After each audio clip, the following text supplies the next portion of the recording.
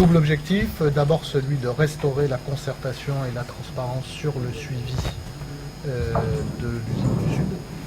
Et puis deuxièmement, faire un point très précis, étape par étape, sur le respect des prescriptions qui ont été imposées à l'industriel dans le cadre de l'arrêté autorisant la reprise d'activité après l'accident du 7 mai dernier.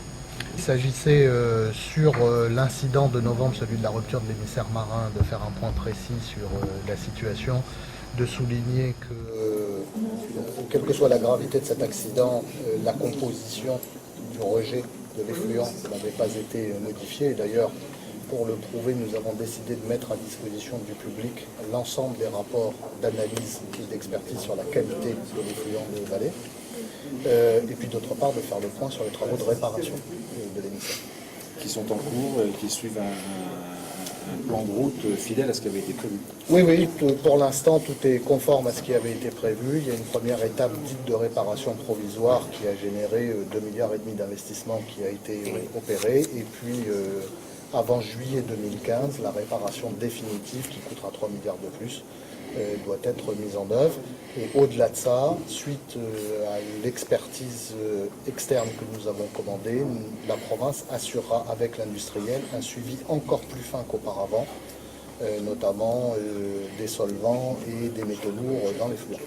Par rapport à l'incident du 7 mai sur l'usine d'acide, il y a déjà un certain nombre de points qui ont été mis en œuvre, que tout le monde a pu constater. Quels sont les points importants quelles sont les prochaines échéances importantes qui arrivent?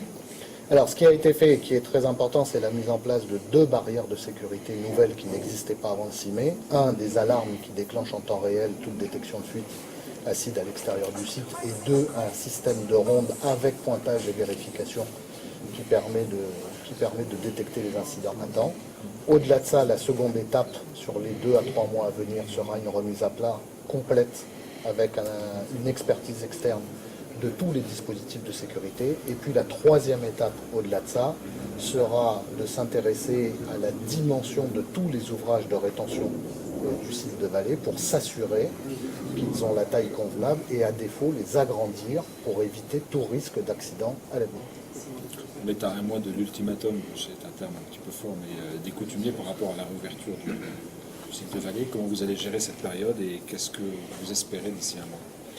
Écoutez, l'enjeu pour nous, il est très simple. Il est, à l'issue de ce délai de 2 mois, de fournir aux coutumiers, à l'opinion, au comité consultatif coutumier environnemental, l'ensemble des garanties certifiant d'une part que les standards de sécurité en place à l'usine ont été relevés et d'autre part qu'effectivement l'ensemble des procédures de sécurité et de performance environnementale sont en train d'être rehaussées pour garantir qu'un incident comme celui du 7 mai ne puisse pas de nouveau avoir les mêmes impacts environnementaux.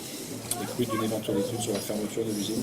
Elle est également en cours. On en a posé aujourd'hui, lors de ce CICS, les premiers éléments pour souligner à quel point, juridiquement, techniquement, économiquement, une perspective de fermeture définitive de l'usine serait extrêmement pénalisante pour l'économie du pays, pour les emplois salariés, pour les entreprises, juridiquement extrêmement délicate et techniquement extrêmement complexe.